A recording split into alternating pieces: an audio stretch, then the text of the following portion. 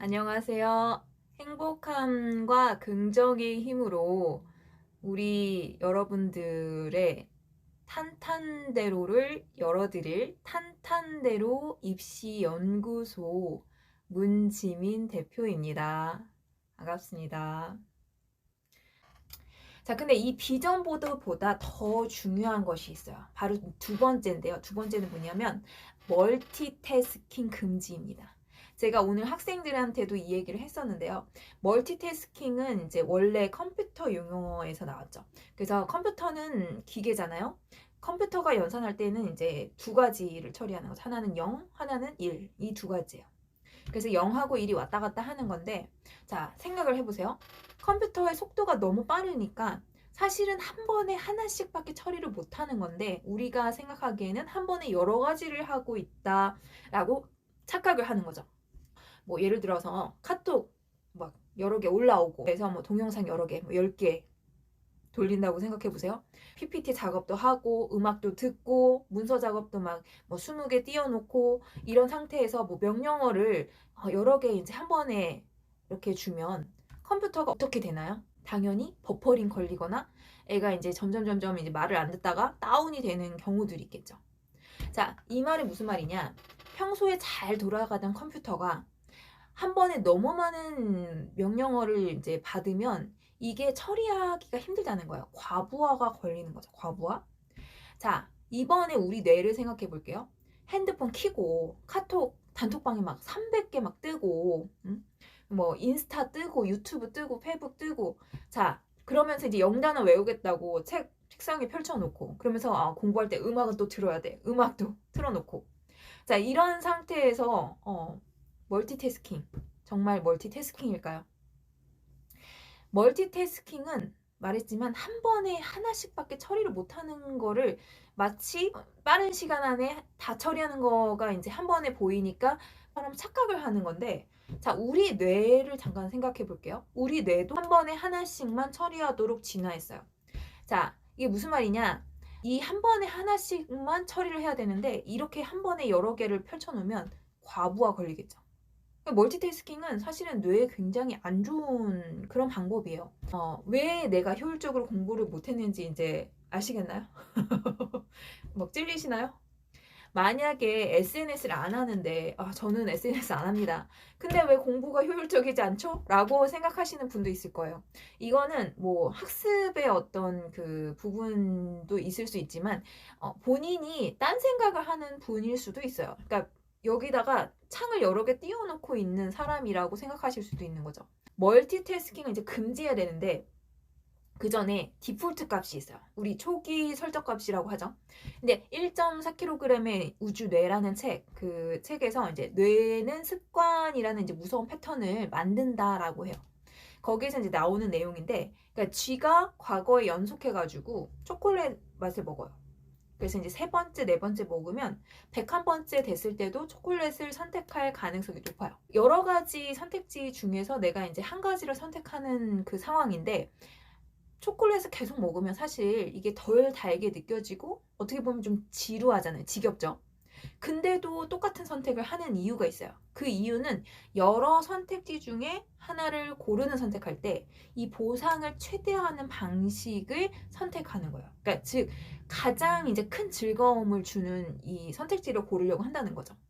이거는 이제 뇌의 목표 지향성하고 또 관계가 있는데 결국엔 이제 새로운 선택을 하는 것보다는 익숙한 거를 선택하는 게 뇌의 효용성에서는 가장 만족도가 높다는 거죠. 그래서 우리가 해야 될 게 뭐냐면 똑같은 그 시공간 안에서 반복적인 공부를 하는 게 되게 중요해요. 그러니까 패턴화 시키고 그거를 이제 습관으로 굳어진 뇌의 선택으로 우리한테 더 이롭다라고 이제 느껴지면 이게 결국에는 우리 공부에 훨씬 더 유리하고 결국에는 우리가 합격할 가능성이 높다는 거예요.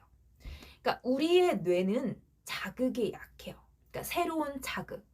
그러니까 굉장히 이제 선정적인 거. 뭔가 섹시한 뭐 사진이라든지 아니면 뭐 게임이라든지 뭐 유튜브라든지 뭐 이런 것들을 보면 지금 당장의 그 국어 책보다는 그게 더 재밌다는 거죠.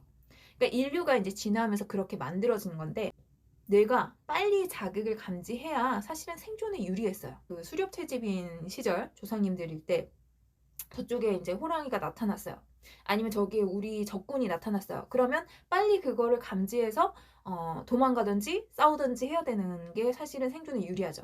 그래서 이제 그게 사실은 우리한테 유리했는데, 문제는 이제 우리의 그 생존에 유리했던 이 자극에 취약했던 부분이 지금 현재 우리가 이제 공부를 해서 나중에 성공을 해야 되는데, 우리의 지금 현대 생존에는 불리하게 작용을 하는 거죠. 내가 공부를 해야 되는데 뭐 여기서 뭐 누군가가 바스락거려. 그럼 이제 거기에 이렇게 나도 모르게 관심이 가는 거죠. 그러면 뇌가 그거를 또 처리하고 있고. 그리고 친구가 뭐 잠깐 말을 걸었어요. 그러면 그것도 처리하는데 이렇게 창이 또 떠 있고. 그러니까 생각을 해보세요. 창이 여러 개 떠 있는데 당연히 그거 처리하느라 바쁘잖아요. 그러면 이제 눈앞에 있는 이 공부, 수학 문제 이런 거에는 아무래도 집중도가 떨어질 수밖에 없다는 거예요. 우리가 해야 되는 거는 외부 자극을 최소화하는 게 결국에는 우리 생존에 유리할 수밖에 없다.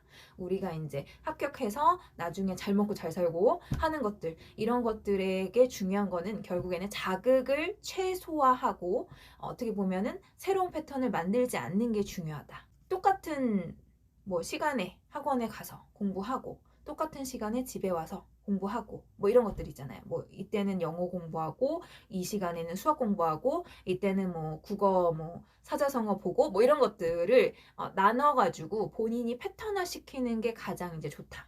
루틴화를 해야 돼요. 루틴. 그러니까 루틴을 만들어야겠죠. 그래서 본인이 자극을 최소화한 상태로 어떻게 보면 스케줄에 맞춰서 공부할 수 있게 자꾸 만들어 가야 되는 거예요. 물론 이제 거기서의 유연성은 좀 있겠지만 기본적인 틀이라는 건 있어야 된다는 거예요. 이 반복되는 것들이 가장 중요해요. 이제 이유는 뭐 왜 그런지 아시겠죠? 사람들의 성향에 따라서 이 패턴 깨는 것에 이제 허용도가 좀 달라요. 내가 오늘은 뭐 학교에서 무슨 일이 있어서 동아리 때문에 뭐 5분 뭐 학원에 늦는다든지 아니면은 이제 밥을 좀 먹어가지고 10분 좀 늦게 뭐 공부를 시작한다든지 뭐 숙제를 뭐 오늘 거는 이제 못하겠으니까 내일로 미룬다든지 뭐 이런, 그러니까 이 작은 차이잖아요. 작은 차이. 이게 사실 별거 아닌 것 같은데 이게 나중에 엄청나게 크게 작용을 할 수 있다는 거예요. 패턴을 깨는 걸 자꾸 허용하는 것 자체가 제가 볼 때는 공부를 하지 말아라 라고 내한테 자꾸 입력하는 거랑 같다는 생각이 들어요. 모두에게 정형화 시킬 수는 없다는 거는 우선 아셔야 돼요. 이게 다 맞는 건 아니지만 제가 그동안 봤던 상위권 학생들, 특히 아까 말했던 뭐 의사가 된다든지 변호사라든지 뭐 5급 뭐 행정고시 합격 서울대 아니면 뭐 우리가 알고 있는 상위권대 이런 대학을 가는 학생들의 이제 패턴이라는 것들이 거의 깨지지 않는다는 거죠. 예전에 제가 이제 부원장으로 있었을 때 이런 거죠. 1분만 늦어도 바로 조치가 들어가는 거예요. 경고. 그 다음에 그 학생에 대해서 이제 뭔가 부모님한테 확인 문자 들어가고, 그리고 이런 부분들이 이제 몇 번 반복이 되니까 학생들이 이거 싫잖아요. 그러니까 5분 일찍 오는 거예요. 애들이 어느 순간부터. 그리고 막 10분, 어떤 학생들 막 30분. 그래서 너 왜 이렇게 일찍 왔어? 그러면 할 게 없어서요. 막 이러는 거예요. 그러니까 평소 같으면 할 게 있어요. 할 게 있는데 자꾸 이렇게 뭔가 본인에게 이제 처벌이 가니까 학생들이 이제 일찍 오게 되는 그런 습관이 생기는 거예요. 그러니까 사실은 다 우리가 허용을 얼마나 하느냐에 따라서 우리 행동이 달라진다는 거예요. 그래서 이 부분은 본인 스스로도 어떻게 보면 좀 이렇게 룰을 좀 엄격하게 만들어서 내가 이 정도는 허용을 한다. 이 정도는 무조건 안 된다. 이런 것들이 좀 나눠져 있어야 공부를 더 잘할 수 있다. 이렇게 보시면 돼요. 자, 그러면 이 여러 가지 외부 자극들을 최소화하고 뇌가 한 가지에만 집중할 때는 무슨 일이 벌어질까요? 더 결론부터 말씀드리자면 엄청난 일이 벌어집니다. 자, 이거를 이미 경험해 보신 분들도 있을 것 같아요. 그러니까 공부를 좀 하시다 보면 어느 순간에 좀 공부 좀 한다 하시는 분들은 경험했을 수도 있어요. 자, 뇌가 정보를 매우 효율적으로 처리하게 되고요. 그러니까 컨디션이 최상일 때는 굉장히 빠르게 흡수를 하면서 어떤 쾌감을 느끼는 상태가 돼요. 공부가 이제 재밌어지고 가속도가 붙기 시작하는 상태가 되는 거예요. 그리고 이것이 반복이 되면 어느 순간에 엄청난 몰입의 상태로 빠지게 됩니다. 우리 그 황동문 교수님의 몰입이라는 책에도 이 부분이 나오는데, 유명한 마이크로소프트 전 CEO 빌 게이츠나 현재 페이스북의 지금 CEO죠. 마크 주커버그 같은 이런 사람들은 외부 자극을 최소화하는 상태로 운영할 때 문제를 해결하고 그걸로 인해서 어떻게 보면 성과를 본 거죠. 마크 주커버그 같은 경우는 똑같은 티셔츠를 항상 입는다고 하죠. 그러니까 그 이유가 뭐겠어요? 선택을 한다는 것 자체도 뇌를 써야 되기 때문에 사실은 이제 그런 자극들을 다 최소화한다는 거라고 보시면 돼요.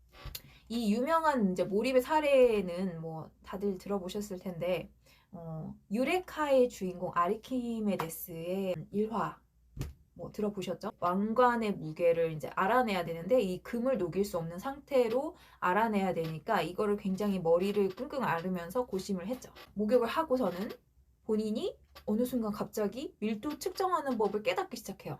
그래서 이 사람이 벌거벗은 채로 유레카 하면서 이제 동네를 뛰어다녔다. 뭐 이런 일화가 있죠. 5등급에서 1등급을 찍고 뭐 베이스가 거의 없는 상태에서 완전 상위권으로 결국에는 엄청난 시험에 합격했던 이런 사례들, 뭐 변호사 시험이라든지 뭐 여러 가지 시험에 합격했던 사람들의 사례를 보면 그거는 이 과정을 다 거쳤다는 거예요. 그래서 이 별거 아닌 작은 변화가 엄청난 그 뇌 효율을 높여주고 스펀지처럼 이제 빨아들여서 엄청난 학습자가 탄생하게 되는 과정이라고 보시면 돼요.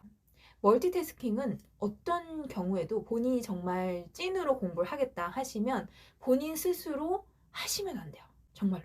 그래서 멀티태스킹을 이제 금지시키기 위해서는 본인 스스로가 명확한 당위성, 그 다음에 이제 설득력을 갖고 본인이 이렇게 공부를 해야겠구나 라고 강력한 다짐을 하셔야 가능합니다.